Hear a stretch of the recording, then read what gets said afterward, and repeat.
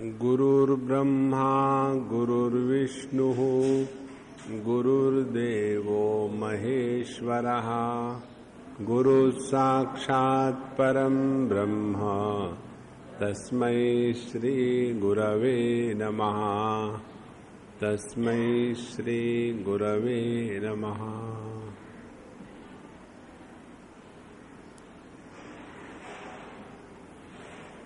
शास्त्रों में एक शब्द आता है, वो शब्द है अर्थवाद। अर्थवाद माने ऐसी बात करना कि जिसके द्वारा किसी का महात्म्य हमारे बुद्धि में उतर जाए। जैसे पहली बार जब हनुमान जी मिले और भगवान रामचंद्र जी से, तो पहले वो एक बालक का रूप लेकर के मिले। भगवान तो उनको पहचान गए कि ये कौन है, तो फिर हनुमान जी को दुख हुआ और फिर उन्होंने अपना मूल रूप प्रकट करके भगवान के चरणों पर समर्पित हो गए। उस समय भगवान ने उनको गले लगाया और कहा कि हनुमान जी, आप मुझे लक्ष्मण जी से भी ज्यादा प्यारे हैं, या भरत जी से भी ज्यादा प्यारे हैं, इस प्रकार से कहा।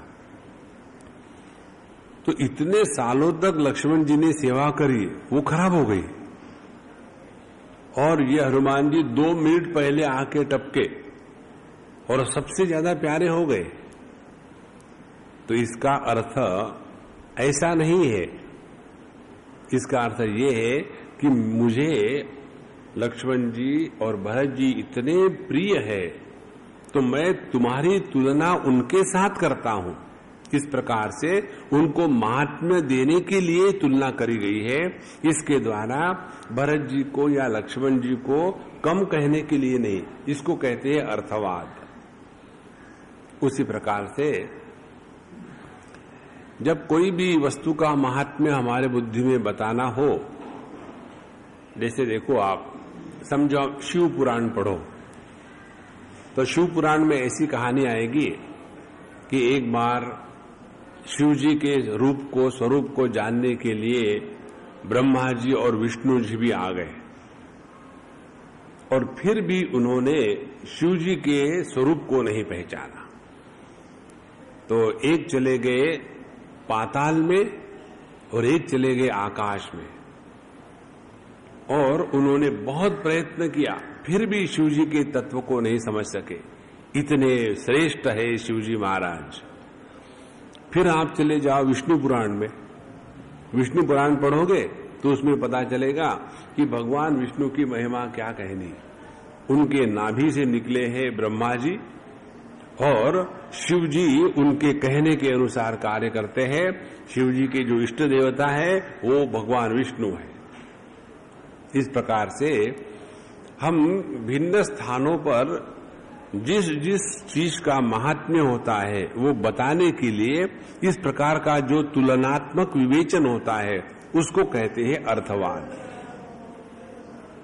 अब यही बात यहां समझ लो। दत्तात्रेय जी ने बताया था हमारे परशुराम जी को कि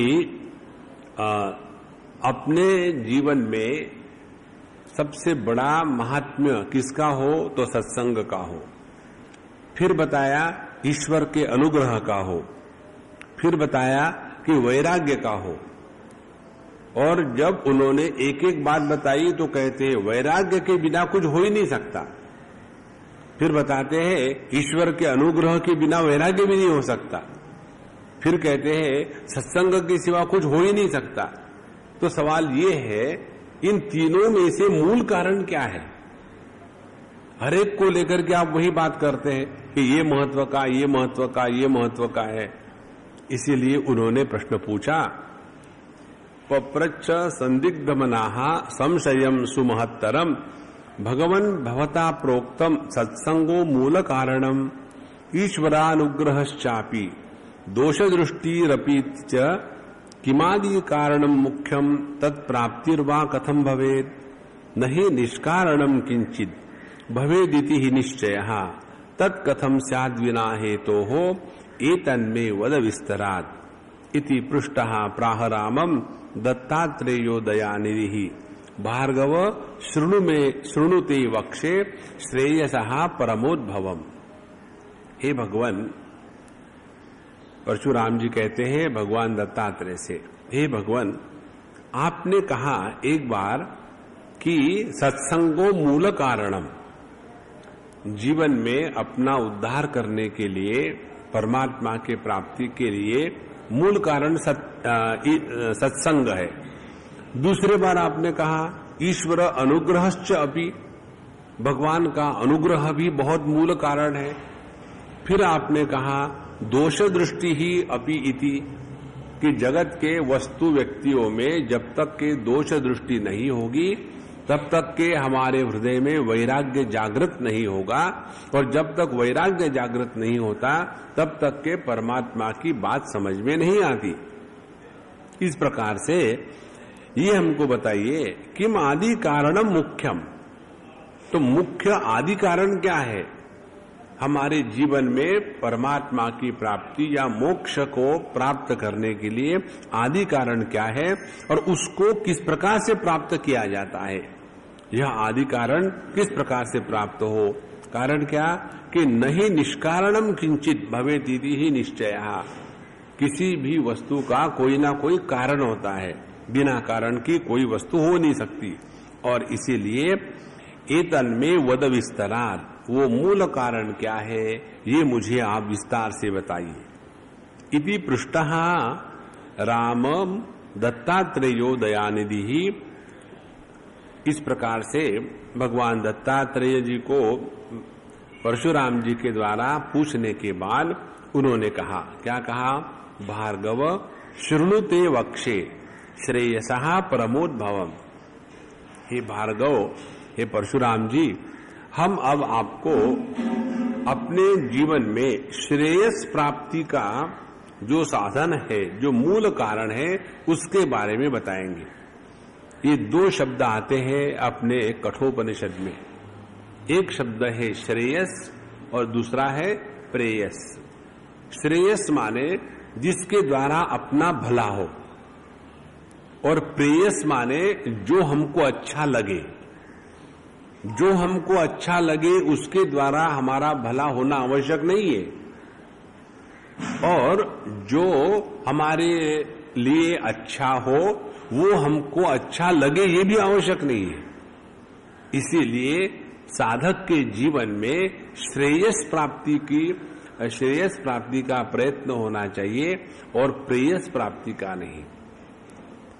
इसलिए अपने जीवन में प्रत्येक घटना में श्रेयस और प्रेयस साथ साथ मिलकर के आते हैं। घटना वही होती है, अब उस घटना को लेकर के हम श्रेयस को प्राप्त करते हैं या प्रेयस को प्राप्त करते हैं।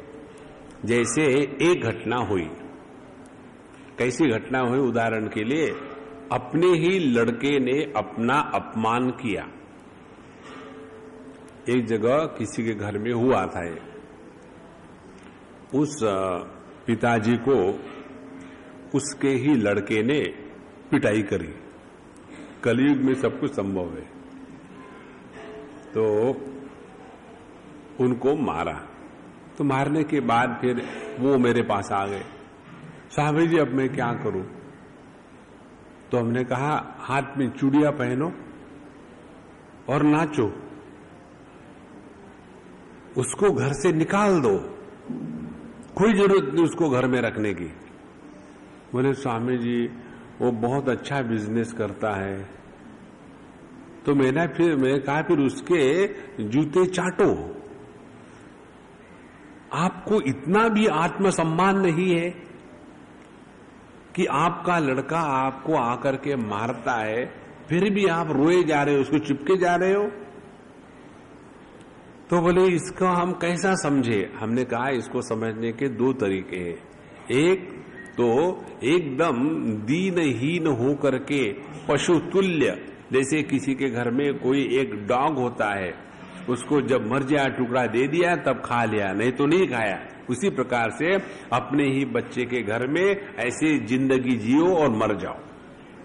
और दूसरा ये है कि ये सबका त्याग करके अब प्रभु के चरणों में लग जाओ, बहुत हो गया संसार।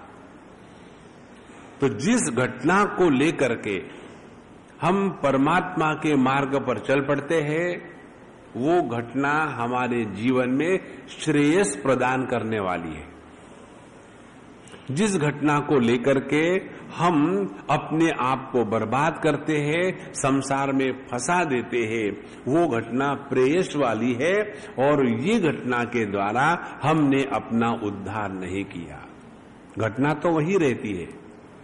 जैसे युद्ध की घटना हुई महाभारत के समय, उस युद्ध की घटना को लेकर के अर्जुन ने अपने जीवन में परमात्मा का ज्ञान प्राप्त कर लिया और धृतराष्ट्र ने, दुर्योधन ने इसका उपयोग नहीं लिया। इसी प्रकार से अपने सबके जीवन में श्रेयस प्राप्ति की साधना करनी चाहिए। तो श्रेयस प्राप्ति की साधना का तात्पर्य है हम इसी जीवन में परमात्मा का अनुभव करें। यही एकमात्र प्रयोजन है अपने जीवन का। यदि प्रयोजन हो तो बाकी सब अपने स्थान पर है। एक दिन हम किसके यहाँ थे वो याद नहीं, उन्होंने अपने बच्ची को लेकर के बताया, स्वामी देखो हमारी बच्ची ऐसी कहती है, वैसी कहती है और इतना प्यार से गाना गाती है, उसको सभी श्लोक आते हैं। तो मैं सुन रहा था, हाँ बड़ा अच्छा है, बड़ा सुंदर है।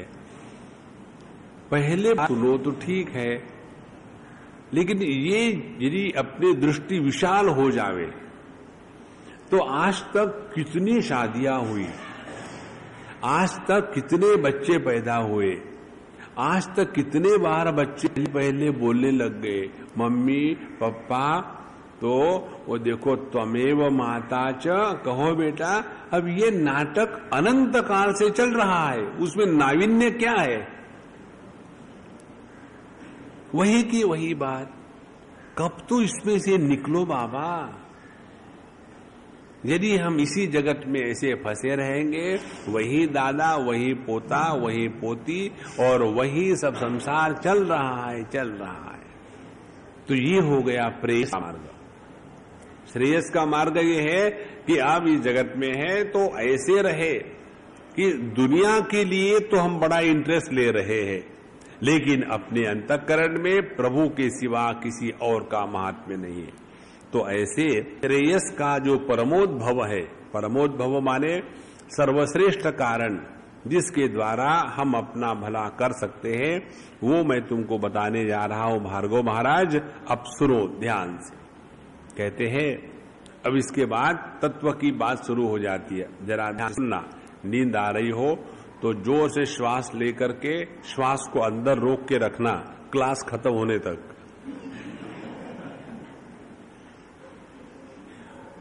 नींद नहीं आएगी फिर। अच्छा।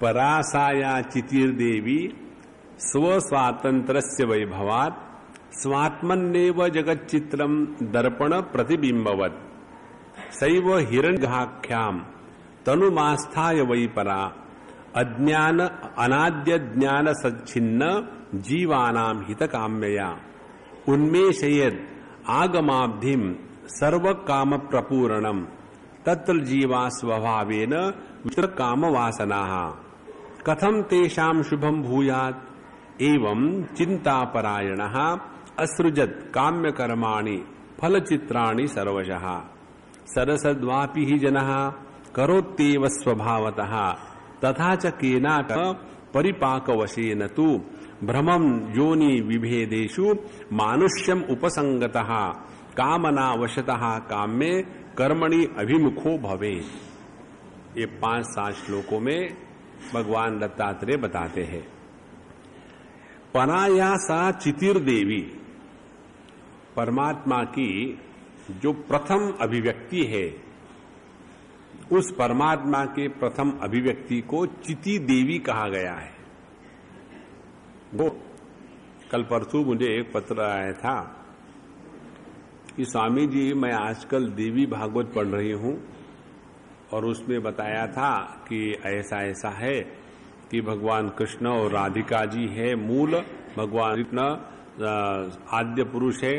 फिर उन्होंने बताया आगे जाकर के कि देवी आद्य पुरुष है, तो हम कंफ्यूज हो गए क्या करें। कंफ्यूजन की कोई बात नहीं, एक ही चीज है, सब कुछ नाम भिन्न है।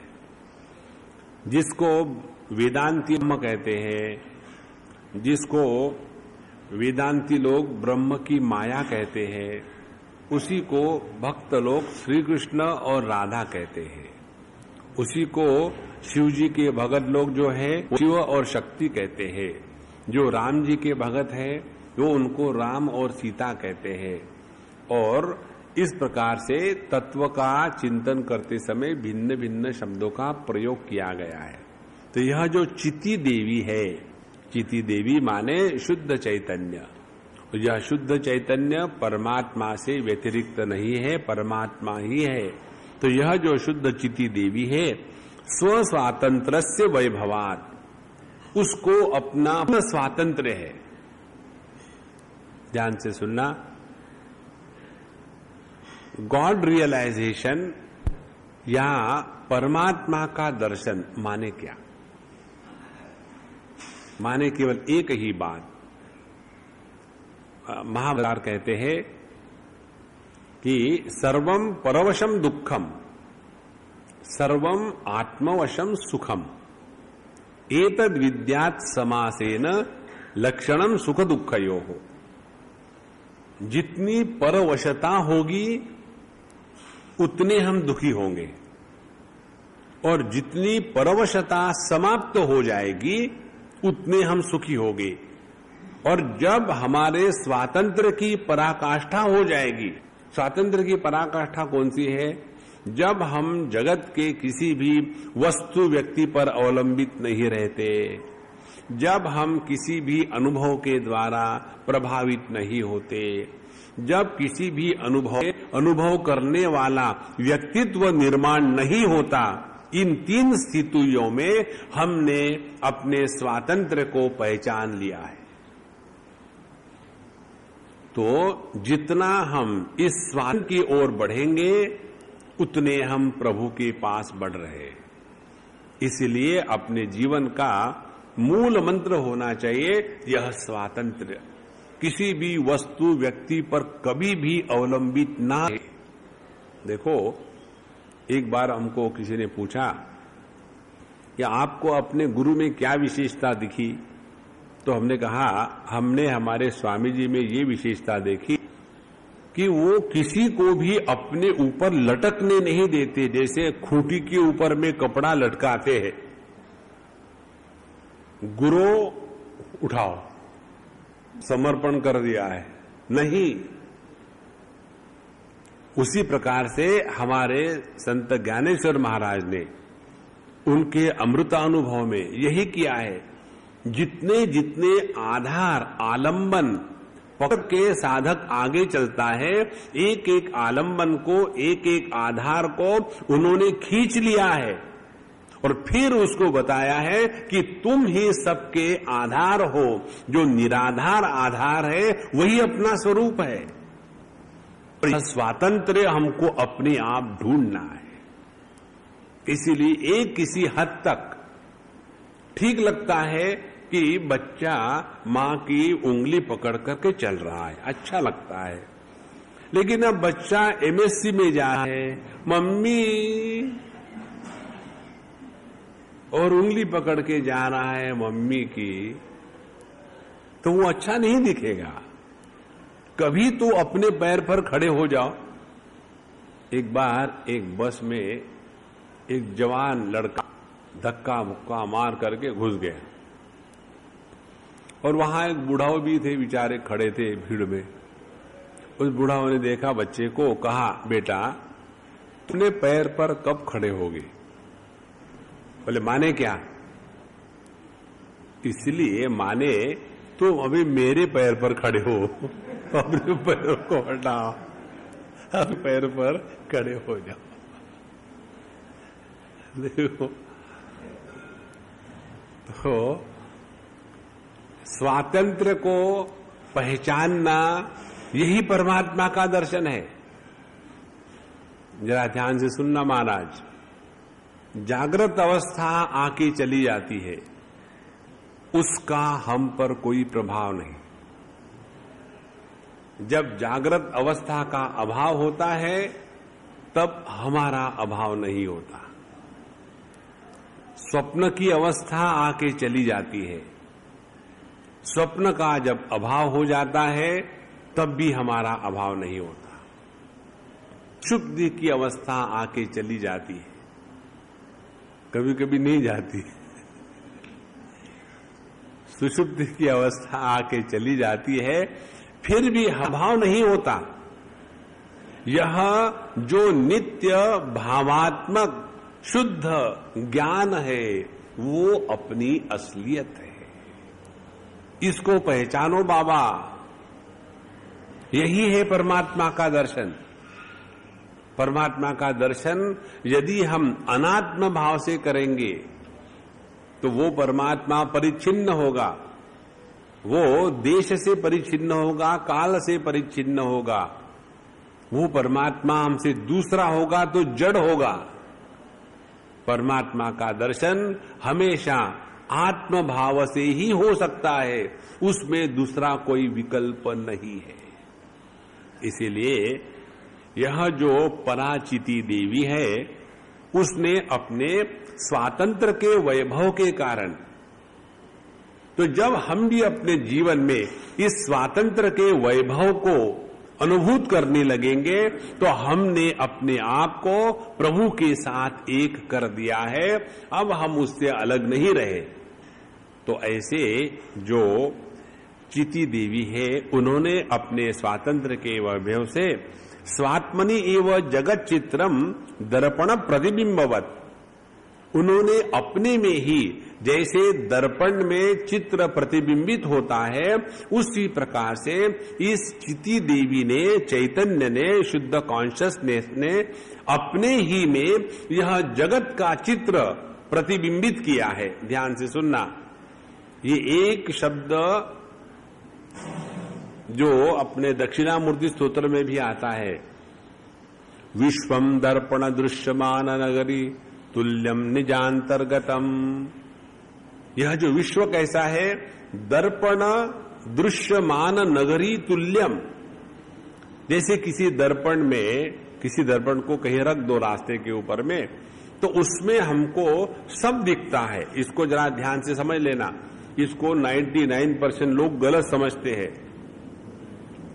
दर्पण में, दर्पण को यदि हमने रख दिया है किसी रास्ते के किनारे, उसके बाद उस दर्पण में सब चीजों का प्रतिबिंबन होता है।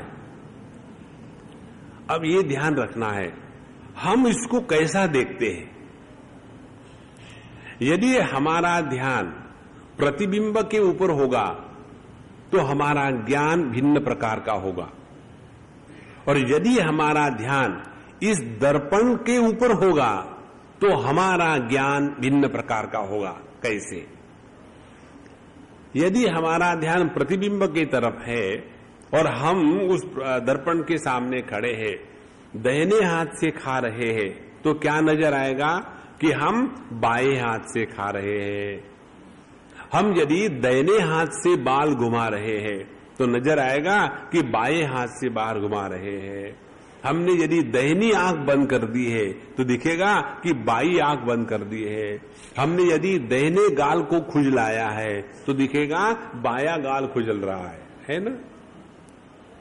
और फिर कहेंगे बताओ अब ये दर्पण के प्रतिबिंब को देख करके आपको क्या समझ में आया? तो हम कहेंगे दर्पण में सब उल्टा दिखता है। ये हो गई अज्ञान की दृष्टि, क्योंकि ये बताने का तात्पर्य नहीं है शास्त्रों को। फिर क्या तात्पर्य है? अब ज्ञान की दृष्टि देखो, दर्पण का जो पृष्ठ है वो एक ही है। वही दर्पण एक स्थान पर मनुष्य बना है, दूसरे स्थान पर रास्ता बना है, तीसरे स्थान पर आकाश बना है, चौथे स्थान पर पत्थर बना है, पांचवें स्थान पर चैतन्य बना है, छठवें स्थान पर नदी बना है, सातवें स्थान पर पक्षी बना है, आठवें स्थान पर पशु बना है, नौवें स्थान पर साधु संत बना है, 10वें स्थान पर एक राक्षस बना है। एक ही दर्पण अनेक रूपों में अभिव्यक्त हो रहा है। उसी प्रकार से यहां जो कहते हैं कि स्वात्मनि एवं जगत चित्रम दर्पण प्रतिबिंबवत, यदि दूसरे प्रकार का हमारा विश्लेषण और ज्ञान होगा तो हमारा ध्यान कहां है? हमारा ध्यान प्रतिबिंबों की विविधता में नहीं है। हमारा ज्ञान है एक ही दर्पण का पृष्ठ अनेक रूप धारण किए हैं। ये जब समझ में आएगा तो किसी भी एक प्रतिबिंब विशेष के प्रति हमारे मन में आकर्षण नहीं होगा और तिरस्कार भी नहीं होगा, क्योंकि हमने उसका जो मूल है वह दर्पण उसको समझ लिया है। देखो, तो दर्पण के प्रतिबिंब को तो सभी देखते हैं, उसी प्रकार से इस जगत को तो सभी देख रहे हैं, लेकिन हम किसको देख रहे हैं? जगत की विविधता को देख रहे हैं या ये जगत की विविधता का जो एकमात्र आधार है, जो शुद्ध चैतन्य है, उसको देख रहे हैं?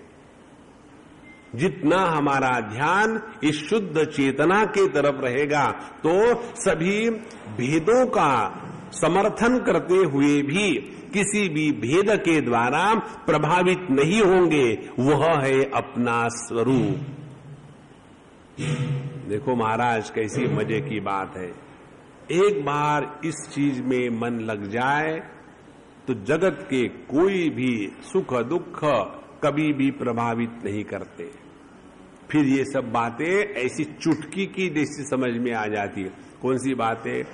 दुखेषु अनुद्विग्न मनाः, सुखेषु विगत स्पृहः, वीतराग भय क्रोधः, स्थितदिहि मुनि उच्यते। यदि प्रतिबिंब में राक्षस का चित्र हो तो प्रतिबिंब वो दर्पण को दुख नहीं होता। यदि उसी प्रतिबिंब के सामने, उसी दर्पण के सामने साधु महात्मा खड़े आकर के हो जाए तो उस दर्पण को आज साधु संत येती घरा तोची दिवाळी आणि दसरा वो भी नहीं होता। यदि उस दर्पण के सामने पत्थर खड़ा हो जाए तो ये दर्पण जड़ नहीं होता। यदि चैतन्य खड़ा हो जाए तो पत्थर वो दर्पण चैतन्य नहीं होता। यदि कहीं आग लगी हो, आग का प्रतिबिंब दर्पण में पड़ा हो तो उसके द्वारा दर्पण को आग नहीं लगती। कहीं यदि आइस का क्यूब रख दिया हो तो दर्पण को ठंडक नहीं लगती। देखो, इसी प्रकार से जहां हमारा ध्यान इस शुद्ध चेतना के तरफ लगा हुआ है तो जगत के किसी भी भेदों को लेकर के, अनेकता को लेकर के हम पर उसका कुछ प्रभाव नहीं होगा। ये इसका तात्पर्य है। भैया, अपने जीवन के प्रत्येक अनुभव में भगवान का दर्शन करना, इसको कहते हैं साधना। ऐसे नहीं कि जुम्मे के जुम्मे 15 मिनट चले गए भगवान ज्ञानेश्वर के सामने, भगवान जरा ख्याल रखना, जरा मेरे बीवी बच्चों को जरा ठिकाने पर लगाना, सुनते ही नहीं बात। और हमारे ज्ञानेश्वर भगवान कहते हैं आप गलत नंबर डायल किए हो, मुझे बीवी बच्चे है नहीं, मुझे क्या मालूम। कहीं जाना है तो भगवान विष्णु के पास जाओ, शिव जी के पास जाओ, उनको मालूम है क्या परेशानी है, मेरे पास मत आओ। नारायण। तो स्वात्मनि एव जगत चित्रम दर्पण प्रतिबिंबवत सैव हिरण्य गर्भाख्याम तनुमास्थाय वही परा। यही जो परब्रह्म परमात्मा की अभिव्यक्ति है चिति के रूप में जहां कहा है, यही वही सा एव हिरण्य गर्भाख्या। अब यह जो ईश्वर का स्वरूप है चिति परादेवी, उसका जो नेक्स्ट स्टेज है उसको कहते हिरण्य गर्भ। हिरण्य गर्भ में क्या है? तनुम आस्थाय वही परा अनादि अज्ञान सच्छिन्न जीवानाम हित कामया। तो पहले परब्रह्म परमात्मा, पहली स्टेज, उस परब्रह्म परमात्मा की अपनी शक्ति जब जागृत हो जाती है और वह शक्ति जब अव्यक्त रहती है तब उसको वेदांत की परिभाषा में कहते हैं ईश्वर। और उसी ईश्वर को यहां कहा है पराशक्ति या पराचिति। दोनों शब्द भिन्न है, लेकिन तत्व एक ही का प्रतिपादन हो रहा है। फिर ईश्वर की जो दूसरी स्थिति आती है, नेक्स्ट स्टेप, उसको कहती है हिरण्यगर्भ। उसमें प्रकृति जो है ईश्वर के साथ, उसी प्रकृति को कहते हैं महत तत्व। और वही परमात्मा महत तत्व के साथ जब तादात्म्य करता है तो उसको कहते हैं हिरण्यगर्भ। तो यह सबसे पहले परमात्मा और उसकी शक्ति, लेकिन शक्ति का भी उद्घाटन नहीं हुआ। फिर परमात्मा और उसकी शक्ति, लेकिन वो शक्ति अव्यक्त है, तब उसको कहा ईश्वर। अब परमात्मा और उसकी शक्ति अब वो अव्यक्त नहीं रही, अभिव्यक्त हो गई है, लेकिन उस अभिव्यक्ति में सूक्ष्मता है, स्थूलता नहीं है, तो उसको कहेंगे महत तत्व। तो परमात्मा जब महत तत्व के साथ कहा जाता है तो उसी परमात्मा को हिरण्यगर्भ कहते हैं। और यह जो हिरण्यगर्भ है, जिसको ब्रह्मा जी भी कहते हैं, यह जो हिरण्यगर्भ तनुमास्थाय वही परा, अब उन्होंने एक देह धारण कर लिया है और उसी को कहते हैं सूक्ष्म देह। और क्या करता है, अनादि अज्ञान सच्चिन्न जीवानाम हित काम्यया। फिर ये अनादि काल से जो जीव अपने अज्ञान के कारण सुख दुख के चक्कर में फंसे हुए हैं, उनका भला करने के लिए उनमें शयेत आगमाब्धिम सर्व काम प्रपूरणम। फिर उन्होंने इसी शास्त्रों का निर्माण किया जिसमें हमारी कामनाओं की पूर्ति होवे। ऐसा ही विचार आता है ईशावास्योपनिषद में। उसमें 6वें मंत्र के बाद 6वां मंत्र आता है, वहां बताते हैं यस्तु सर्वाणि भूतानि आत्मैवा भूत विजानतः तत्र को मोहः कशोकः एकत्वम अनुपश्यतः। जिसने सभी जगत केवल मेरी ही अभिव्यक्ति है इस प्रकार से समझ लिया है, उसके जीवन में शोक मोह नहीं रहेगा। उसके बाद बताते हैं, उसके बाद का 7वां मंत्र है, वहां कहते हैं सपर्यगार शुक्रम अकाय अव्रणम। ऐसा जो परमात्मा सभी स्थूल देह, सूक्ष्म देह, कारण देह इनके परे है, इसको जिसने पहचाना है उसी साधु संत को कहते हैं जहां मनीषी ही। फिर वही मनीषी है, वही स्वयंभू है और वही संत महात्मा है। और उन्होंने फिर इस जगत को चलाने के लिए शास्त्रों का निर्माण किया। वही बात यहां आती है, कहते हैं उनमें शयेद आगमाब्धिम। उन्होंने इस आगम शास्त्र का, अपने शास्त्रों का निर्माण किया, सर्व काम प्रपूरणम, जिसके द्वारा जीवों की सभी कामनाएं पूर्ण हो सके। तत्र जीवा स्वभावेन विचित्र काम वासना। और ये सभी के सभी जीव कैसे हैं, उनके अंतःकरण में अनेक प्रकार की काम वासनाएं हैं, विचित्र भिन्न भिन्न प्रकार की। कथम तेषाम शुभम भूयात् एवं चिंता परायणाः। और इस भगवान ने, हिरण्यगर्भ ने ये सोचना शुरू कर दिया, अब सभी जीवों का भला कैसा होवे। और इस प्रकार से विचार करके उन्होंने शास्त्रों का निर्माण किया। और शास्त्रों में ये बताया है अमुक अमुक कर्म करने से तुम्हारी अमुक अमुक प्रकार की कामना पूर्ण हो जाएगी। इस प्रकार से असृजत काम्य कर्माणि फल चित्राणि सर्वशः सद असद वापि च जनः करोत्येव स्वभावतः। तो सभी प्रकार के कर्म और कर्म का फल, इसका जो नियम है, यह कर्म के सिद्धांत का नियम भगवान के द्वारा बनाया गया है, ये हमको समझना है।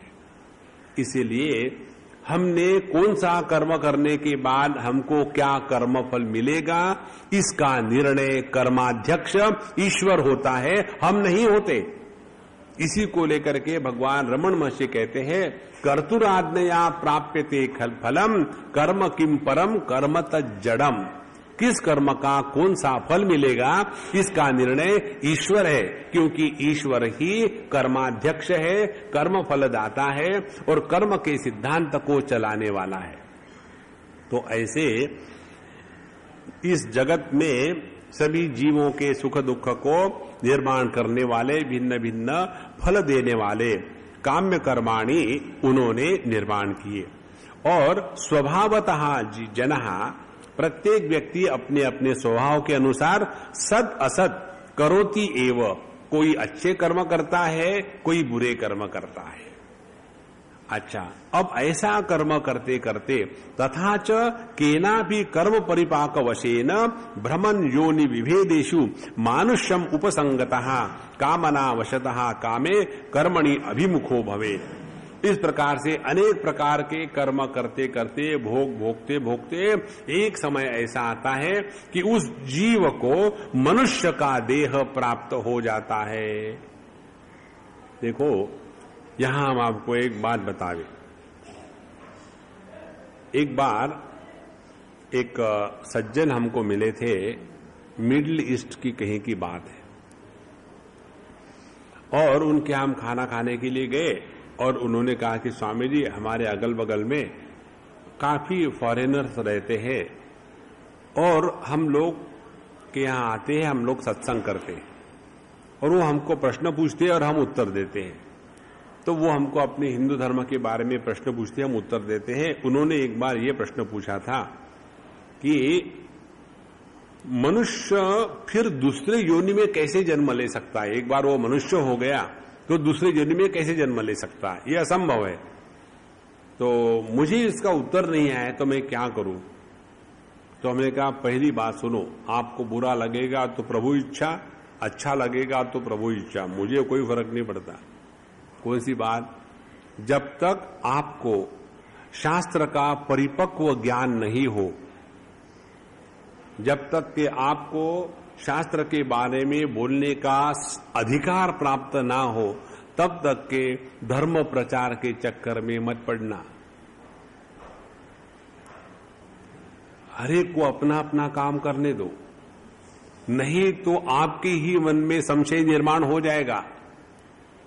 जब हम किसी के प्रश्न का योग्य प्रकार से समर्थन नहीं करते तो वही प्रश्न हमारा प्रश्न बन जाता है। जैसे ये प्रश्न आपका प्रश्न बन गया, इसीलिए आप मुझे पूछ रहे।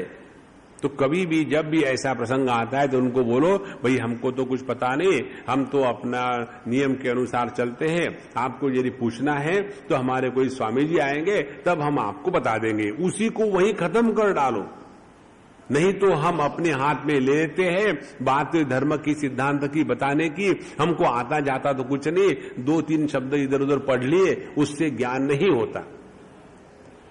अच्छा, फिर हमने उनको बताया, देखो 3 प्रकार की योनियां हमारे शास्त्रों में बताई है। एक है तिर्यक योनि, दूसरी है मनुष्य योनि, तीसरी है देव योनि। ये जो तिर्यक योनि और देव योनि है, ये मूल रूप से भोग योनि है। उसमें कर्म करने का स्वातंत्र नहीं है। कर्म योनि केवल मनुष्य की योनि है। इसीलिए जब हमको मनुष्य जन्म मिला और उसमें हमने बुरे कर्म किए तो बुरे कर्म के फल बुरे हो गए, तो वो बुरे भोग भोगने के लिए हमको तिर्यक योनि माने पशु पक्षी जानवर इत्यादि योनियों में जाना पड़ेगा और वहां जाकर के अच्छे बुरे भोग जो है वो सभी के सभी भोग हमको भुगतने पड़ेंगे। और वहां के भोग जब समाप्त हो जाएंगे, उस देह का जब त्याग हो जाएगा, तब जाकर के फिर हम मनुष्य योनि में आ सकते हैं। और मनुष्य योनि में आकर के फिर हमको स्वातंत्र है कि अब हम इस योनि में आकर के अपने आप का उद्धार करें या अपने को पशु योनि में ले जावे या हम अपने आप को देवता योनि में ले जावे। लेकिन देवता योनि में भी जाओ तो वो भी भोग प्रधान है। जो पशु पक्षियों की योनि है वो भी भोग प्रधान है। हमको इस भोगों से परे जाकर के योग की प्राप्ति करनी है और इसीलिए मनुष्य योनि में आकर के पाप पुण्य के चक्कर से हट करके अपने स्वरूप को पहचानना, यही मूल कारण है और इसी को करना है।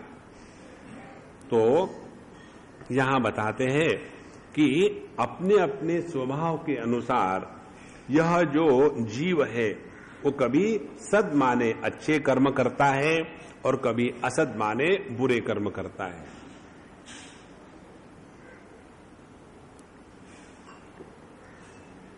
अच्छा, फिर तथा च केना भी कर्म विपाकेन, फिर किसी भी कर्म का परिपक्वता की स्थिति आ गई, उसके अनुसार व्यक्ति भ्रमण योनि विभेदेषु, तो भिन्न भिन्न योनियों में जाता है, कभी तिर्यक योनि, कभी पशु योनि, कभी पक्षी योनि, ऐसा भटकता रहता है। और फिर मानुष्यम उपसंगता, और फिर उसको जाकर के मनुष्य की योनि प्राप्त होती है। मनुष्य का जन्म होने के बाद कामना वशतः कामे कर्मणि अभिमुखो भवेत्, फिर भी उसके मन में तो कामनाएं बहुत भरी हुई है, लेकिन उन कामनाओं को पूर्ण करने के लिए मनुष्य योनि में आने के बाद उसको कर्म करने का स्वातंत्र्य है। जैसे देखो, यदि समझो भैंस का जन्म हुआ एक जीव का, और उस भैंस के जन्म का होने के बाद उस जीव में यदि मांस खाने की इच्छा हो, तो वो भैंस मांस खाने की इच्छा पूरी नहीं कर सकती, क्योंकि उनको किस प्रकार से भोग मिलने हैं यह स्वातंत्र्य उनको नहीं है। उनको जैसा भोग मिलना है वैसा ही मिलेगा, उनको कोई स्वातंत्र्य नहीं। लेकिन मनुष्य योनि में आ जाए तो आप यहां आकर के चाहे घास खाओ चाहे मांस खाओ, आपको सभी का सभी स्वातंत्र्य है। माने कर्म के लिए स्वातंत्र्य केवल मनुष्य को ही है, बाकी किसी भी योनियों में नहीं है। तो यह ऐसा कामनावशतः कामे कर्मणि अभिमुखो भवेत्, फिर अपने कामनाओं को पूर्ण करने के लिए यह मनुष्य कर्म में प्रवृत्त होने लग जाता है। और उसके बाद क्या होता है, कहते हैं कामनाया विशेषेण यदेश्वर परो भवेत् तदैश्वराणि शास्त्राणि प्रसंगात अवलोकयेत्। और फिर अपनी कामनाओं को पूर्ण करने के लिए एक विशेष कामना मनुष्य के जीवन में आती है, इसीलिए कहते हैं उन्होंने कामनाया विशेषेण। कौन सी विशेष कामना आती है? जब भी हम कोई कर्म करेंगे अपनी कामना को पूर्ण करने के लिए तो जाएंगे भगवान के पास, भगवान हमने ये काम शुरू किया है तो हमको उसमें सफलता मिले। फिर चाहे अपने हिंदुस्तान की बात देखो, कोई टैक्सी खरीदता है, कार खरीदता है, पहले जाकर के उसकी पूजा होती है। अब कार में कहाँ पता नहीं भगवान बैठे हुए, लेकिन जाकर के उनको भी चंदन कुमकुम अक्षर लगाएंगे और ओम जय जगदीश हरे एक नारियल फोड़ेंगे और सबको प्रसाद बांटेंगे।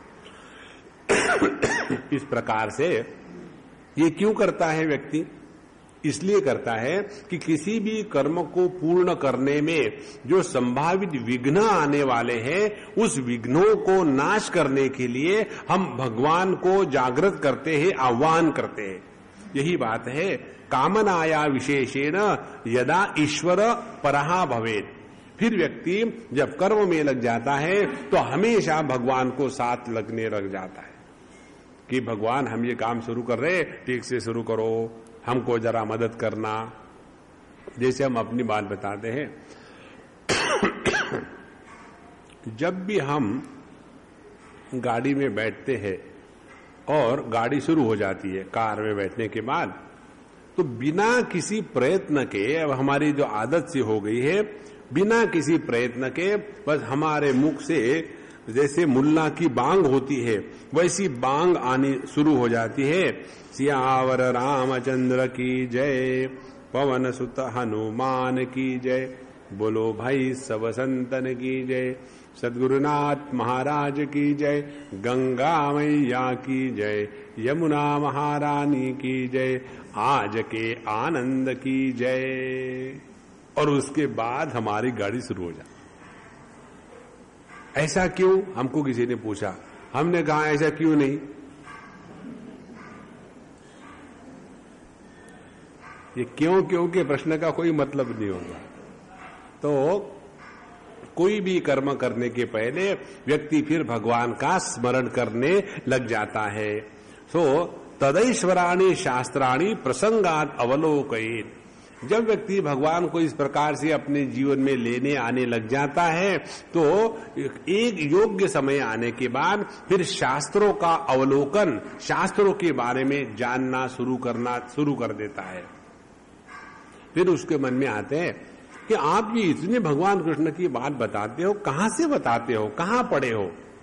फिर उनको बताया, देखो अमर चित्र कथा में भगवान के बारे में सब कुछ लिखा हुआ। डायरेक्टली यदि उनको भागवत पकड़वा दे और भागवत के 18,000 श्लोक और वो भी संस्कृत में लिखे, वो देख करके केवल नमस्कार ही कर सकता है कि भैया बहुत है, वही बैठे रहो। तो जैसा जैसा रोग वैसे वैसी दवाई। अब जिनको कार्टून पढ़ने का शौक है, एक बार हम किसी के घर में थे उनका लड़का हमेशा कार्टून देखता था और मुझे कहा, Swami ji don't you like cartoons? I said I like cartoon.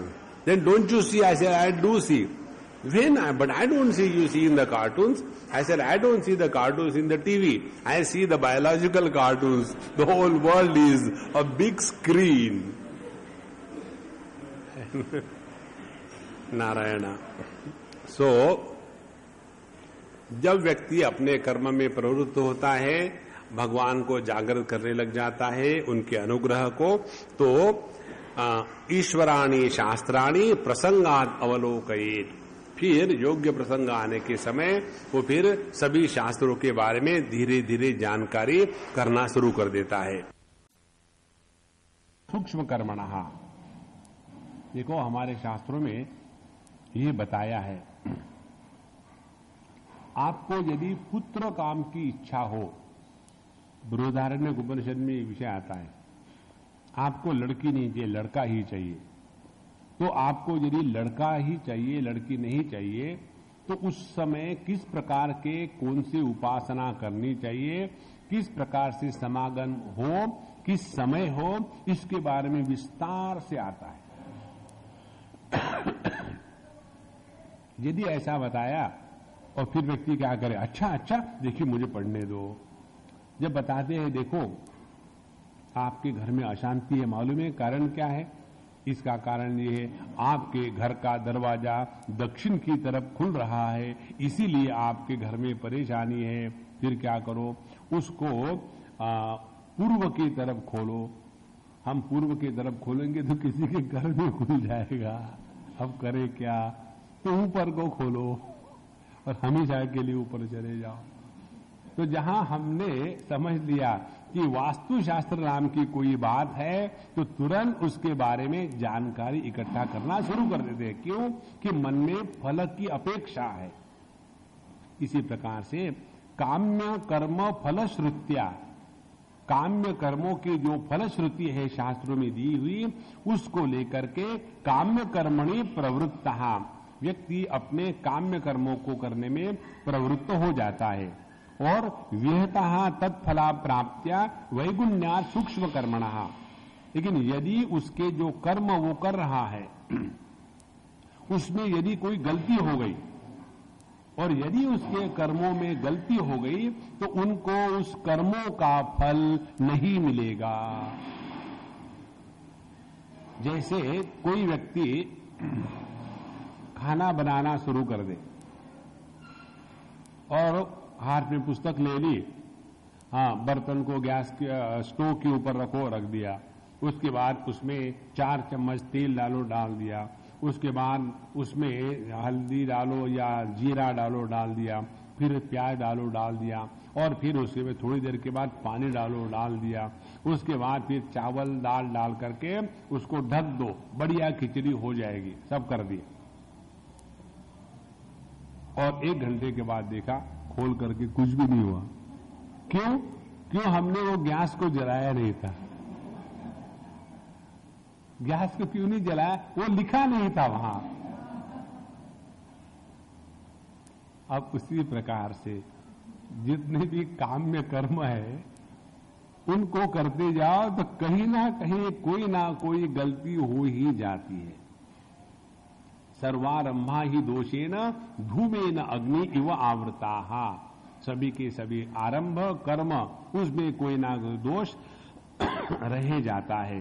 तो वैगुण्यात् सूक्ष्म कर्मणः, कर्म की सूक्ष्मता में जो वैगुण्य दोष आ जाते हैं, उसके कारण कर्तव्य जिज्ञासया एवं कंचित स पुरुषम व्रजेत, फिर वो ये कर्म के चक्कर में आदमी फ्रस्ट्रेट हो जाता है। इनफ ऑफ इट, पता नहीं कुछ भी करो तो सफलता आती ही नहीं।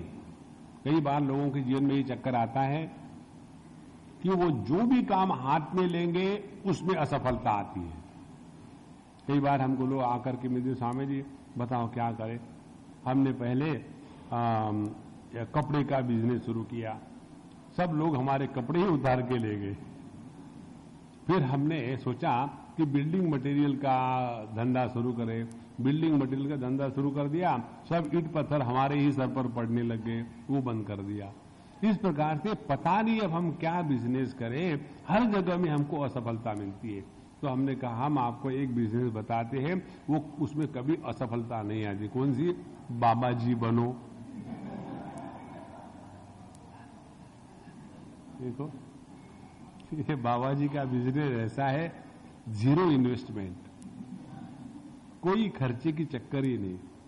केवल लाल पीले कपड़े पहन लो, दाढ़ी करना बंद कर दो तो अपने आप दाढ़ी बढ़ जाती है। दाढ़ी बढ़ाना नहीं पड़ती, अपने आप बढ़ जाती है। और थोड़ा बहुत मेकअप कर लो, और मेकअप होने के बाद हाँ ये सब कुछ ठीक ठाक है, देखो बेटा भला हो जाएगा, भगवान की दुनिया में ऐसा ही होता है, दुख किसके जीवन में नहीं आते, क्या मेरे जीवन में नहीं आए थे, और इसीलिए तुम्हें बाबा जी बना, तुम भी बन जाओ। यह बोलने के लिए किसी अकल की जरूरत नहीं, शास्त्रों के अध्ययन की कोई जरूरत नहीं। तो ऐसा कर्म के क्षेत्र में फ्रस्ट्रेट हुआ आदमी फिर पुरुषम व्रजेत, फिर किसी साधु संतों के पास चला जाता है, और फिर तत्प्रसंगवशात क्वापि महात्म्यम शृणुयात् क्वचित महेश्वरस्य च ततः प्राग पुण्य परिपाकतः। और जब हम साधु संतों के पास जाते हैं अपने संसार की समस्याएं लेकर के, तो वो हमको क्या बताएंगे? वो हमको ऐसी बात बताएंगे कि जिसके द्वारा हम संसार से अपने मन को हटा करके परमात्मा के चरणों में लगावे। इसके बारे में आपको हम सिद्धांत बताते हैं। जगत की किसी भी समस्या का आज तक संपूर्ण समाधान किसी को भी नहीं मिला है। समाधान यदि आपको चाहिए तो केवल परमात्मा में ही समाधान मिल सकता है। जगत का चिंतन करो, जगत की समस्या में उलझे रहो और ये कल्पना करो कि मन में शांति समाधान मिलेगा, तो ये असंभव है। जैसे बहते हुए गंगा जी पर एक डंडे से लकीर खींचने का प्रयत्न करो तो वो जैसा अशक्य अनुष्ठान है, उसी प्रकार से इस जगत को लेकर के अपने अंतःकरण में शांति प्राप्त होवे, ये असंभव है। इसीलिए साधु संत के पास जब हम जाते हैं तो घुमा फिरा करके हमको भगवान के मार्ग पर लगा देते हैं। वही एक स्थान ऐसा है जहां अपने जीवन में शांति, प्रेम, आनंद की अनुभूति हो सकती है, अन्यथा नहीं। तो कहते हैं कि कर्तव्य जिज्ञासया एवं कंचित स पुरुषम व्रजेत। तो व्यक्ति अपने जीवन में, अपने कर्तव्य में जब अनेक बार खोटे आने लग जाती है तो किसी संत के पास पहुंच करके तत्प्रसंगवशात, और फिर कोई ऐसा प्रसंग आ जाता है, महात्म्यम शृणुयात् क्वचित, फिर वो महात्म्य भगवान का सुनने लग जाता है। किसका महात्म्य? महेश्वरस्य महात्म्यम, भगवान की महिमा का वो वहां गुणगान सुनने लग जाता है। ततः च प्राग पुण्य परिपाकतः, जब हमारे जीवन में साधु संतों का आगमन हो गया तब समझ लेना अपने अनेक जन्मों के जो पुण्य कर्म है अब वो परिपक्व होने लग गए। इसीलिए एक बार हमको एक पत्र आया था रिसेंटली, आजकल हमारे पास ये ईमेल के बहुत पत्र आते हैं, आजकल वही हमने पोस्ट ऑफिस का धंधा शुरू किया। तो एक पत्र में आया था, Swami ji, I am coming to India and I am in search of a guru, so kindly advise me. Where to look for? तो हमने उनको कहा, when you come for a guru shopping, kindly go to the following malls, where gurus are available in plenty. पहले माल का नाम है Rishikesh malls private limited. वहां आपको अपने पसंद का गुरु नहीं मिला तो चले जाना, बगल में ही है हरिद्वार माल प्राइवेट लिमिटेड. वहां भी नहीं मिला तो चले जाना वाराणसी माल प्राइवेट लिमिटेड. वहां भी नहीं मिला तो मुंबई माल प्राइवेट लिमिटेड. इस प्रकार से हर माल पे जाओ और अपना माल चुन लो कि कौन सा गुरु आपको चाहिए. हमने उनको कहा, देखो भैया, गुरु को ढूंढने के लिए कभी मत निकलो. करना है कुछ तो अपने आप को ऐसे काबिल बनाओ कि भगवान स्वयं हमारे पास गुरु को भेज देते हैं. दूसरी महत्व की बात, गुरु हमारे पास आवे भी तो हम उनको पहचानने को तैयार है क्या? हमारी उनको पहचानने की क्षमता है क्या? नहीं. तो हम क्या गुरु को जाकर के ढूंढेंगे? इसीलिए यहां कहते हैं पुण्य पाक परिपाकतः. फिर हम जब किसी संत के पास पहुंच गए और उनसे भगवान का नाम संकीर्तन और उनका महात्म्य सुना, फिर तस्य प्रसादने भूजान प्रवृत्ति है अपि भार्गव. फिर ये जो संत महात्मा गुरु महाराज इत्यादि है, उनको भी भगवान ही प्रेरणा देते हैं और भगवान की प्रेरणा से प्रेरित होकर के साधु संत हम लोगों के साथ बात करते हैं. ध्यान से सुनना, ये हमारा कई बार का अनुभव है, एक बार का नहीं. कहते हैं लोग कि स्वामी जी, आज हम आए थे सत्संग में और हमारे मन में बड़े विक्षेप थे, बड़े प्रश्न थे, लेकिन आपने एग्जैक्टली वही विषय लिया जिसके द्वारा हमारे मन की समस्या शांत हो गई. तो आपको कैसे पता चला? तो हम बताते हैं, देखो, हमको पता बिता कुछ नहीं चलता. प्रत्येक साधक के अंतःकरण में जो समस्याएं हैं, उन समस्या का समाधान किस प्रकार से होना चाहिए, इसका निर्णय ईश्वर का होता है.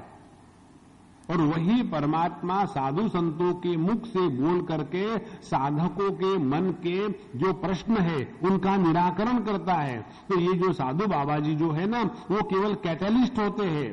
उनका ना कुछ देना है ना कुछ लेना है. इसीलिए जितने वैराग्यशाली महात्मा होंगे उतने उनके बोलने में शक्ति होती है. और जिनके हृदय में अनेक प्रकार के संकल्प प्रकल्प है, यहां एक मकान बांधना है, वहां एक स्कूल खड़ी करनी है, वहां एक हॉस्पिटल बनाना है, वहां कोई दान धर्म करना है, ऐसे जिसके दिमाग में खच्चरी बड़ी हुई है, वहां परमात्मा कहां से आएगा? देखो, एक बहुत बड़े महात्मा हो गए ऋषिकेश में. उनका नाम था काली कमली वाले बाबा. आप लोगों ने नाम सुना होगा. तो स्वामी विशुद्धानंद जी उनका ओरिजिनल नाम था. तो जब एक कलकत्ता के मारवाड़ी कपल उनको दर्शन करने के लिए गया, वो अपने मस्ती में रहते थे और उन्होंने जाकर के कहा, भगवान हमको कोई पुत्र नहीं है, पुत्र प्राप्ति की कामना से आपके पास आए, कोई बात नहीं, अगले साल पुत्र को भी ले आना, पेड़े भी ले आना. उन्होंने बता दिया. अब ये दोनों पति पत्नी जवान नहीं थे. पति था 60 प्लस और पत्नी थी 55 प्लस. दोनों के रिप्रोडक्शन बंद हो चुके थे. लेकिन उस महात्मा के संकल्प से फिर उनमें सब जागृति आ गई और 1-2 साल के बाद बच्चा हो गया. बच्चे को लेकर के वो आ गए. आने के बाद कहा कि भगवान, पिछले बार आपने आशीर्वाद दिया था और आपके आशीर्वाद के अनुसार हमको पुत्र प्राप्त हो गया. अब बताइए हम आपके लिए क्या करें? तो उन्होंने कहा कि मेरे लिए क्या करना चाहते हो? मुझे तो कुछ चाहिए नहीं, मुझे क्या करोगे? तो कुछ करना ही है, तो यहां गंगा जी पर लोगों को जाने आने में परेशानी होती है, तो यहां एक पुल बना देना। तो जो लक्ष्मण झूला है वो उस महात्मा के संकल्प से बना हुआ लक्ष्मण झूला है। उनको अपना कोई संकल्प नहीं है। देखो, जब हम निसंकल्प हो जाते हैं तब हमारे माध्यम से परमात्मा अभिव्यक्त होते हैं। अपने हृदय में एक भी संकल्प किसी का अच्छा करने का या किसी का बुरा करने का न होवे। जैसे चाहे हमको लोहे की चेन से बांध के रखा हो, चाहे सुवर्ण की चेन से बांध के रखा हो, तो वो तो बंधन ही है ना। जिस प्रकार से बुरे संकल्प का त्याग करना चाहिए, उसी प्रकार से अच्छे संकल्पों का भी त्याग करना ही चाहिए, अन्यथा हम संकल्प में ही फंसे रहेंगे। तो संकल्प प्रभवान कामान त्यक्त्वा सर्वान अशेषतः मनसैवेन्द्रिय ग्रामम विनियम्य समन्ततः। जब ये स्थिति आ जाती है कि किसी प्रकार के कोई संकल्प नहीं है, तब हमने अपने इंद्रिय ग्राम को, इंद्रियों को अपने इस संकल्प रहित मन के शक्ति के द्वारा अपने आप में कंट्रोल कर सकते हैं। जिस मन की शक्ति संकल्पों में नष्ट हो जाती है, ऐसा जो हीन दीन मन है वो इंद्रियों को नियंत्रण में नहीं ला सकता। इंद्रियों को यदि नियंत्रण में लाना है तो मन को पहले निसंकल्प बनाना अत्यंत आवश्यक है। जैसे कोई व्यक्ति कार चला रहा और उसके मन में बड़ा फ्रस्ट्रेशन हो, बीवी से झगड़ा हो गया हो, कुछ हो गया हो और ऐसी कार चला रहा हो, तो ऐसा व्यक्ति कार चलाते चलाते किसी को ठोक देगा, क्योंकि उसकी जो मन की शक्ति है वो अनेक विषयों में भटकी हुई है। और जो व्यक्ति एकदम शांत है, किसी प्रकार का डिस्टर्बेंस नहीं है, बढ़िया भजन कीर्तन चल रहे, गाने चल रहे और अपने मस्ती में जा रहा है, तो वो अपने आप शांति से ले जाएगा, क्योंकि उसकी शक्ति अब अनेक अनावश्यक चीजों में नष्ट नहीं हो रही है। देखो महाराज, ये सब चीजें हमको सीखनी है, सुननी नहीं है। श्रवण मनन निधिध्यासन मत करो, बहुत कर लिया। अब हमको सीखना है, सीखना है, समझना है और जीवन में उतारना है। श्रवण मनन निधिध्यासन नहीं। जब हम सत्संग में आते तो श्रवण मत करें, क्या करें? सीखे, और सीखने के बाद समझे और समझदारी के साथ जीवन में उतारें। बिना समझदारी के साथ जीवन में उतारेंगे तो कैसा उत्पात होता है। भगवान का नाम हमेशा लेना चाहिए। और एक अम्मा ने हाथ में थैला बांध करके उसके अंदर में एक माला बड़ी सी डाल दी, और बाएं हाथ से तो भगवान का नाम की माला नहीं, दाहिने हाथ से।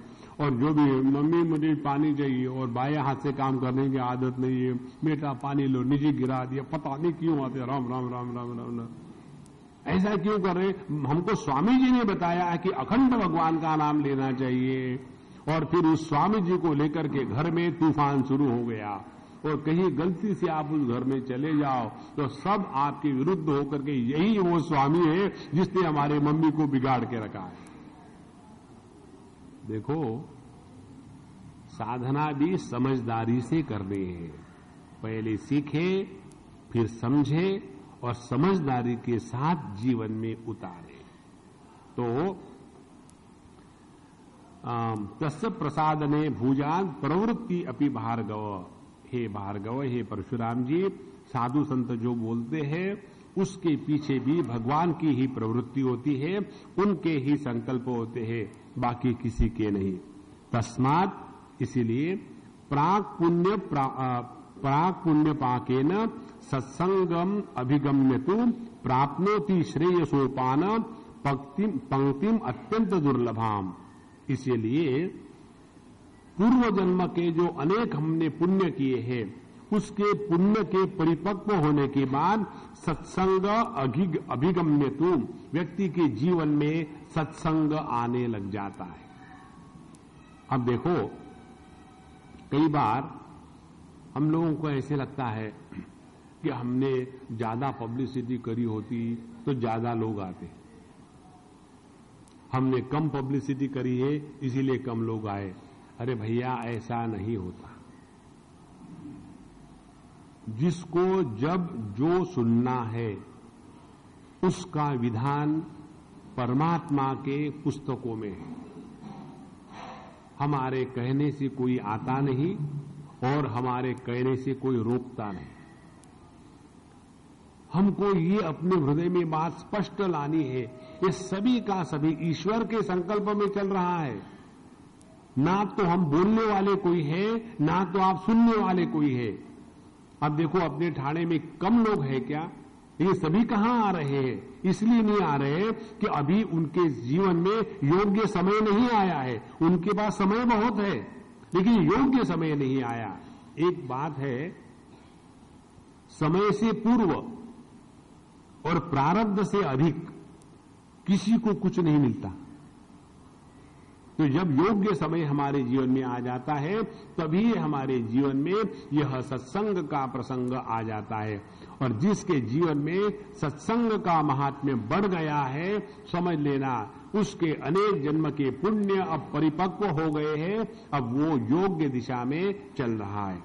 तो तस्मात् प्राक् पुण्य पाकेन सत्संगम अभिगम्यतु प्राप्नोति श्रेयसोपानः पंक्तिम अत्यंत दुर्लभान। तो यह सत्संग श्रेयस प्राप्ति का पहली सीढ़ी है। सोपान माने सीढ़ी। तो परमात्मा के प्राप्ति को चढ़ने का जो मार्ग है, जो सीढ़ी है, उसकी पहली सीढ़ी है अपने जीवन में सत्संग का आना। और अत्यंत दुर्लभाम। ये दुर्लभ क्यों है? दुर्लभ इसलिए है कि सामने होते हुए भी व्यक्ति नहीं सुनना चाहता। जब हम आश्रम में थे स्वामी जी के, तो कई लोग आते थे। एक सज्जन ने आकर के हमको पूछा, स्वामी जी, आपके आश्रम में जो रहने वाले लोग हैं सभी के सभी सत्संग को नहीं आते? तो हमने कहा, जब तक के खुदा की मेहरबानी नहीं होती तब तक के सत्संग में जाकर के बैठना चाहिए, ये संकल्प भी मन में नहीं आता। तो उनको दोष देने की कोई आवश्यकता नहीं, क्योंकि भगवान जानते हैं किसके लिए क्या आवश्यक है। तो जो यदि सत्संग में आता है तो प्रभु की इच्छा से, जो नहीं आता है वो भी प्रभु की इच्छा है। जो सत्संग को आते हैं इसीलिए अच्छे हैं, जो नहीं आते इसलिए बुरे हैं, ये विचार करना गलत है। ये तो सब प्रभु की इच्छा से होता है। तो हमारे जीवन में यदि सत्संग का महात्म्य आ गया है तो समझ लेना भगवान की बड़ी कृपा है। और भगवान की कृपा क्या है? किसी को यदि इतना बड़ा थैला उठाने को देना है तो हम क्या देखेंगे कि किसमें क्षमता है। वहां यदि छोटा सा बच्चा है 3 साल का और हमारे पास 20 किलो का गैस का सिलेंडर है, तो उस बच्चे को बेटा जरा उसको उठा करके गैस वहां लगा के आना, नहीं, हम जानते हैं उसके लिए वो सक्षम नहीं है। उसी प्रकार से हमारी योग्यता लायकी किसमें है इसका निर्णय परमात्मा करते हैं और उसके अनुसार इस जीवन में सब कुछ चल रहा है। हमको उसको लेकर के कोई सुखी दुखी होने की बात नहीं। तो प्राप्नोति श्रेयसोपान पंक्तिम अत्यंत दुर्लभाम प्रायः सत्संग मूलैव श्रेय प्राप्ति उदीरिता। इसीलिए प्रश्न क्या थे परशुराम जी के? प्रश्न ये थे कि भगवान कभी तो आपने बताया सत्संग बड़ा महत्व का है श्रेयस प्राप्ति के लिए, कभी आपने बताया कि वैराग्य बहुत महत्व का है परमात्मा की प्राप्ति के लिए, कभी आपने बताया कि अपने जीवन में ईश्वर का अनुग्रह जो है वो सबसे ज्यादा महत्व का है परमात्मा की प्राप्ति के लिए। अब असली बात बताओ ना, तीन तीन बातें बता रहे हो, तो यहां आकर के बताते हैं कि अपने जीवन में परमात्मा के प्राप्ति की जो सोपान है, सीढ़ियां है, उसकी पहली सीढ़ी होती है यह सत्संग। ध्यान से सुनना, इसमें एक बहुत छोटी बात रहस्य से छिपी हुई है। कौन सी बात? ये नहीं बता रहे एकमात्र कारण क्या है, ये बता रहे हैं पहला कारण है सत्संग, उसके बाद दूसरा कारण। ऐसा नहीं कि केवल एक ही एक है, तो पहली जो सोपान है वो है सत्संग। इसीलिए प्रायः सत्संग मूलैव श्रेय प्राप्ति उदीरिता क्वचित उत्कृष्ट पुण्येन च उत्कृष्टम तपसापि वा। और ये सत्संग हमारे जीवन में कब आता है, किस लिए आता है? कभी कभी अपने पुण्य का उदय होने से सत्संग जीवन में आ जाता है। पुण्य कर्म किसको कहते हैं? पुण्य कर्म उसको कहते हैं जिसके द्वारा हमारे जीवन में सुख आता है। हमारे जीवन में केवल दो ही प्रकार के कर्मफल आते हैं, तीसरा नहीं। एक है सुख और दूसरा है दुख। और ये सुख दुख ये दो कर्मफल है, ये किस प्रकार से आते हैं? एक व्यक्ति, उसके पास बाइसिकल नहीं है, दूसरे की बाइसिकल देखता है, उसको दुखी हो जाता है। देखो उनके पास बाइसिकल है और हमको पैदल जाना पड़ता है, इसलिए वो दुखी है। दूसरा व्यक्ति, उसके पास मोटरसाइकिल है लेकिन मारुति नहीं है, कार, तो उसके मारुति को देख करके सुखी होना चाहिए, भगवान मारुति को देख करके ये दुखी होते हैं। पता नहीं मुझे कब तक ये मोटरसाइकिल पर जाना पड़ेगा, कब मुझे कार मिलेगी, तो वो दुखी हो गया। तीसरा व्यक्ति, वो देखता है किसी की लैंसर और उसकी होती है मारुति कार, फिर सोचता है यदि मुझे वो लैंसर मिल जाए तो कितना अच्छा होगा, पता नहीं मुझे कब मिलेगी, ये बड़े दुखी हो गए। अब देखो, जिसको बाइसिकल नहीं है उसका दुख, जिसको मारुति नहीं है उसका दुख, और जिसको लैंसर नहीं है उसका दुख, इन दुखों में कोई भेद नहीं है, दुख की क्वालिटी वही है। तो व्यक्ति जो जीवन में दुखी होता है, जो अपने जीवन में दुख आते हैं, ये दुख आने का कारण है अपने पूर्व जन्म के पाप। इसीलिए जितना आदमी ज्यादा दुखी होता है उतना पहले पापी होता है। अब संभाल के रहे ना, पब्लिक के सामने दिखाने के लिए कम से कम दुखी मत रहना। यदि दुखी रहोगे तो मालूम है। अब विचार करो, एक लड़का बहुत अच्छे घर में पला है, जिसने जीवन में दारिद्र्य का दर्शन नहीं किया, जो चाहे मिलता है खाने को, बहुत सब कुछ बहुत बढ़िया चीजें। और दूसरा लड़का झोपड़पट्टी में बड़े मुश्किल से जी रहा है। और ये दो बच्चे जब बड़े हो जाएंगे तो उनका व्यक्तित्व भिन्न प्रकार का होता है। उसी प्रकार से इस मनुष्य देह में आने के पूर्व हम स्वर्ग में होंगे या नरक में होंगे, तो उसके अनुसार हमारा इस जन्म का स्वभाव बनता है। यहां मनुष्य जन्म में आने के पहले यदि हम नरक में होंगे, तो नरक में किस चीज का अभ्यास था? दुखी होने का। वहां आकर के कोई मार रहा है, कोई पकोड़े बना रहा है, कोई काट रहा है, कोई सूली पर चढ़ा रहा है, कोई रोस्टिंग कर रहा है, कोई पानी में डुबो रहा है। वहां आकर के अनेक अनेक जानवर आपको नोच रहे, काट रहे, लेकिन फिर भी आप मर नहीं रहे।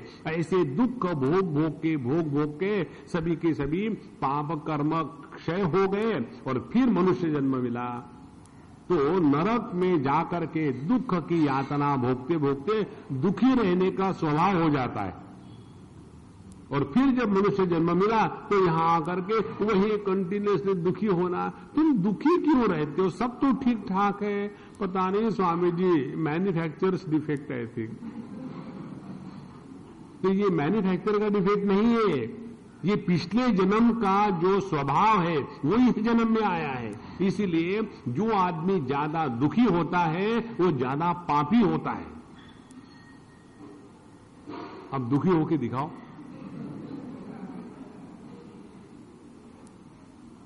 और जिस व्यक्ति के जीवन में पुण्य की पराकाष्ठा होती है, पुण्य का फल है आनंद, तो जितने हम आनंदी प्रसन्न रहेंगे उतने हमने अपने जीवन में पुण्य किए हैं। इसीलिए यहां बताते हैं क्वचित उत्कृष्ट पुण्य न, जब हमारे पुण्य का फलोदय होने लग जाता है, और उत्कृष्ट तपसा पीवा, या दूसरा कारण है हमने अपने जीवन में बड़ी तपस्या करी है।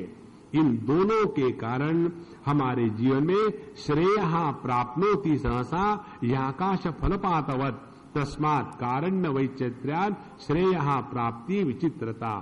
इसीलिए इन दो कारणों से, पूर्व जन्म के पुण्य के कारण और इस जन्म की तपस्या के कारण, हमारे जीवन में यह ज्ञान की प्राप्ति अकस्मात हो जाती है। ध्यान से सुनना, शब्द का प्रयोग है आकाश फलपातवत। आकाश फलपातवत माने आप कहीं जाकर के किसी आम के पेड़ के नीचे खड़े हो, थके हुए हो, हा बड़ी गर्मी है, परेशान है, जाकर के आप बैठो, और आप बैठो ही, और उसी समय आपके हाथ में उसी आम का एक बढ़िया फल आके हाथ में टपके, आहा कितना मजा आ गया, भगवान धन्यवाद, और हम उसको खाना शुरू कर देंगे। उसी प्रकार से हम सबके जीवन में एकदम एक क्षण में पूरा बदल जाता है। देखो, खाना बनाने के लिए कितना समय लगता है, और खाने के लिए फटाफट से खाना हो गया, खत्म। उसी प्रकार से जितनी साधना है, ये साधना है अपने इस वासना का क्षय करने के लिए। जहां हमारा मन सत्संग में लगा रहेगा, और धीरे धीरे सत्संग होते होते होते होते एक दिन ऐसा आ जाता है कि क्लिक, जैसा वो माउस से क्लिक करते हैं ना, डिलीट, सबका सब जगत अपने हृदय से डिलीट हो गया, और उसी समय परमात्मा की अभिव्यक्ति वहां के वहां हो गई। इसी को कहते हैं आकाश फलपातवत। कितने साधु संतों के जीवन में ऐसी बातें आती है। एक उदाहरण दूं आपको। आप सभी ने हमारे गाडगे महाराज के बारे में कुछ तो कुछ सुना होगा। उनके गुरु थे शिरडी के साईं बाबा, और वो उनके गुरु कैसे थे इसके बारे में बहुत कम लोगों को जानकारी है। वो एक किसी दुकान में, ये किराने की दुकान में पूड़िया बांधने का काम करते थे। 1 किलो चावल दे दो, बांध के दे दिया, 1 किलो चीनी दे दो, बांध के दे दिया। ऐसे किसी किराने की दुकान में किसी सेठ जी के साथ काम करने वाले लड़के थे, शादीशुदा थे। तो ऐसा हुआ कि उस समय एक फकीर वहां आया और भिक्षा मांगी, भिक्षा दो। तो उस दुकान के मालिक ने उसको हकाल दिया, चलो आए भिक्षा लेने के लिए, भागो यहां से। पता नहीं कहां से फुकटे आ जाते हैं। और उस समय इनको मन में बड़ा दुख हुआ कि देना चाहिए था कुछ, लेकिन अब मालिक के सामने, सेठ के सामने क्या बोले। जैसे दुकान का समय खत्म हो गया, घर गए, उन्होंने खाना बनाया, और खाना बना करके उस फकीर को ढूंढने निकले कि कहां होगा वो। और ऐसा ढूंढते ढूंढते उन्होंने उनको देख लिया। फिर 3-4 दिन तक, 8 दिन तक वो घर वापस ही नहीं आए, पता नहीं कहां गए। जैसे जीसस क्राइस्ट के जीवन में कितने साल, 11-12 साल वो कहां क्या करते थे किसी को मालूम नहीं, उसी प्रकार से इनके जीवन में 8, 9, 10, 11 दिन वो कहां गए थे किसी को पता नहीं। और जब वो वापस आ गए तो एकदम परिवर्तन हो गया। उसके बाद उनका हुलिया बदल गया, उनकी दृष्टि बदल गई, उनका जीवन बदल गया, और उसी के बाद उन्होंने इतना बड़ा कार्य किया। इसको कहते हैं आकाश फलपातवत। तो जितनी हमारी साधना, माने अपने हृदय से यह अपराध वासना, कर्म वासना और काम वासना, इनके प्रक्षालन में ही सब साधना है। परमात्मा तो नित्य उपलब्ध है, उसको प्राप्त नहीं करना है। हमको परमात्मा प्राप्त नहीं है, ये भ्रांति को मिटाना है। भगवान तो बेचारे बड़े परेशान हैं, हमको छोड़ के जा भी नहीं सकते, क्योंकि हर जगह उपलब्ध है। एक बार बिरबल और अकबर की बात चल रही थी, तो अकबर ने पूछा बिरबल को कि बताओ मैं बड़ा हूं या भगवान बड़ा है? तो बिरबल ने कहा प्रभु आप बड़े हैं, भगवान कहां बड़े हैं? तो बोले फिर तुमने मुझे मक्खन लगाना शुरू कर दिया। बोले नहीं, मैं सत्य बताता हूं। बोले कैसे? बोले जब आप गुस्सा करोगे तो अपने देश से उसको हकाल दोगे, लेकिन जब भगवान गुस्सा करता है तो वो अपने देश से किसी को हकाल नहीं सकता, क्योंकि सभी का सभी विश्व उसका ही है। तो आपकी शक्ति ज्यादा होगी कि उसकी ज्यादा शक्ति होगी? इसीलिए यह परमात्मा हम सबको नित्य उपलब्ध है, उसके प्राप्ति का प्रयत्न नहीं। प्रयत्न जो करना है, अपनी जो 3 वासना है, कर्म वासना, अपराध वासना और काम वासना, इनके प्रक्षालन में ही सभी साधना का प्रयोजन है। तो श्रेयः प्राप्नोति सहता आकाश फलपातवत् तस्मात् कारण वैचित्र्यात् श्रेयः प्राप्ति विचित्रता। और इसीलिए यह जो कारण की विचित्रता है कि कारण में भिन्नता विभिन्नता है, इसीलिए निश्रेयस की प्राप्ति में भी भेद दिख पड़ता है। उसी प्रकार से तथा च बुद्धि भेदेन वासना तारतम्यतः और साधना तारतम्यात् वैचित्राम ज्ञानिनाम स्थिति ही। तो ज्ञानियों की जो भिन्न स्थितियां हमने देखी है प्रारंभ में, कौन सी स्थिति है? एक है अधम ज्ञानी, एक है मध्यम ज्ञानी, एक है पूर्ण ज्ञानी, उत्तम ज्ञानी। अधम ज्ञानी कौन सा है? हमारे जैसा, जो ज्ञान की बात तो करेगा लेकिन 2-2 मिनट में दुखी होगा, लोग ज्यादा क्यों नहीं आए मेरे प्रवचन के लिए। तो ये हो गया अधम ज्ञानी। जो है मध्यम ज्ञानी वो ये है, वो अपने मस्ती में इतना रहता है कि दुनिया चाहे कुछ करे, खाने को मिले ना मिले, एकदम पिशाचवत, पागलवत, उन्मत्तवत, बालवत इस जगत में विचरण करता है। वो हो गया मध्यम ज्ञानी। और तीसरा है जो उत्तम ज्ञानी है, वो हमारे जैसा ही, सर्वसाधारण लोगों के जैसा ही रहता है, लेकिन सुख दुख के द्वारा प्रभावित नहीं होता। तो ये जो ज्ञानियों के स्थिति का जो तारतम्य है, इसके 3 कारण है। बुद्धि भेदेन, जैसी जैसी हमारी बुद्धि माने समझ होगी, समझ के अनुसार। दूसरी बार वासना तारतम्यतः, जैसे जैसे हमारे जीवन में वासना का प्रभाव होगा। किसी के जीवन में अपराध वासना का प्रभाव ज्यादा है, किसी के जीवन में कर्म वासना का प्रभाव ज्यादा है, और किसी के जीवन में काम वासना का प्रभाव ज्यादा है। अपराध वासना है ईश्वर, शास्त्र, गुरु, साधु संत, इनके ऊपर विश्वास नहीं रखना, ये है अपराध वासना। कर्म वासना उसको कहते हैं कि जिसमें हम अपने जीवन में ऐसे उलझे हुए हैं कि सत्संग में जाने के बाद भी मन शांत नहीं रहता और मन एकाग्र नहीं होता। अब देखो, इसको ध्यान से सुनना। हम लोग यहां सुबह सुबह 6:30 बजे पहुंच रहे हैं। यहां पहुंचने का प्रयोजन क्या है? सत्संग करना। नहीं तो सुबह सुबह नींद छोड़कर क्यों हम आ रहे? क्या पागल कुत्ते ने काटा है?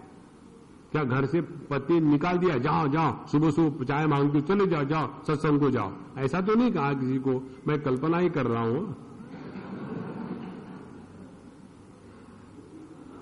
तो हम सभी के सभी स्वयं होकर के यहां आए। तो हमारे आने के लिए किसी ने जबरदस्ती नहीं की। हमारे आने का प्रयोजन हमको मालूम है। इतना होते हुए भी हमारा मन एकाग्रता से सत्संग को नहीं सुनता। अब ऐसा जो हमारा मन है, ऐसे मन को लेकर के हम अकेले अपने कमरे में बैठ करके शास्त्रों का अध्ययन करेंगे और उसके बाद बात हमको समझ में आएगी, ये केवल कल्पना रह जाती है। इसीलिए सत्संग को जाना बहुत आवश्यक है। देखो, महात्मा लोग श्रोताओं के प्रत्येक के मन को 1.5 घंटा पकड़ के रखते हैं। ये बहुत बहुत कठिन बात है। किसी के मन को पकड़ के रखना और फिर उस पकड़े हुए मन में ज्ञान का आदान करना, ये अत्यंत कठिन बात है, सादी बात नहीं है। और इसीलिए जब हम सत्संग में आते हैं तो यहां आने के बाद अब किसी भी प्रकार के कोई भी विचारों के चक्कर में ना पड़े। कोई भी विचार आए तो पोस्टपोन कर दो, अभी नहीं, बाद में तब जाकर के हमारी जो कर्म वासना है ये कम होगी। अन्यथा सत्संग में आएंगे भी, बैठे भी रहेंगे और जैसे कोरे आए थे वैसे ही कोरे चले गए। मिस्टर अनिरुद्ध कोरे। अनिरुद्ध कोरे माने उनको कोई रोक नहीं सकता, जैसे के जैसे एकदम चिकने गड़े। तो श्रेय प्राप्नोति सहसा ह्याकाश फलवत तथा च बुद्धिभेदेन वासना तारतम्यतः और साधनानाम तारतम्यात् वैचित्राम ज्ञानिनाम स्थिति। साधनानाम तारतम्यात्, हमारी साधना कैसी हो रही है?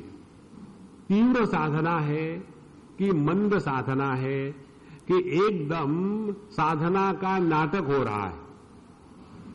साधना का नाटक ऐसा होता है, अपने आप को बहुत बिजी रखना भगवान के चक्कर में और 24 घंटे गुस्से में रहना।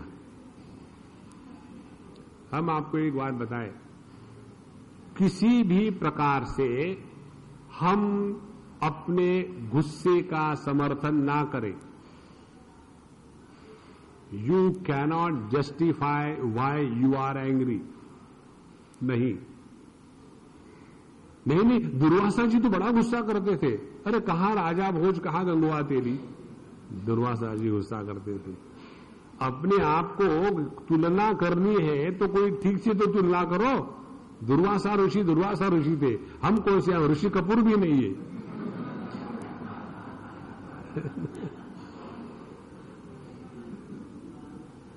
तो जैसी अपने साधना का तारतम्य होगा, वो साधना के तारतम्य के अनुसार ही हमारे ज्ञान की स्थिति होती है।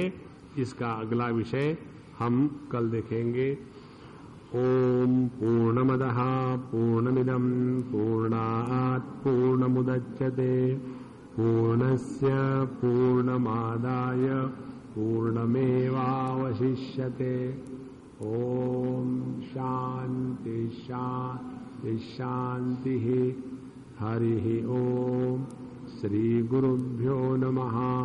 हरिः ओम।